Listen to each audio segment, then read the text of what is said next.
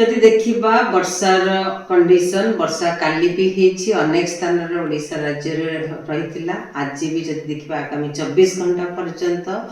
राज्य में अनेक स्थान में हल्का मध्यम धरण वर्षा रहा सहित गोटे कि दुईटा स्थान में प्रबल वर्षा भी रही संभावना रही जमीक नवरंगपुर कलाहांडी नयागढ़ खोर्धा कटक गंजाम गजपति रायगढ़ जिले में इवन केन्द्रापड़ा भी मध्यम धरण वर्षा हो पाए ता सहित पूरा राज्य रे हल्का मध्यम धरण वर्षा रही जब देखा 26 तारीख कि हल्का वर्षा राज्य रे मोस्टली साउथ ओडिशा रे दक्षिण ओडिशा रे गोटे कि दुईटा स्थान होगार संभावना रही जमीक गंजाम गजपति रायगढ़ कोरापुट मालकानगिरी नवरंगपुर और कलाहांडी जिले में काली किंतु आज पूरा राज्य में गोटे दुटा डिस्ट्रिक्ट की छाड़ी सुंदरगढ़ जमी झारसुगुड़ा सुंदरगढ़ को छाड़ी और अलग डिस्ट्रिक्ट मानक वर्षा रही संभावना रही काली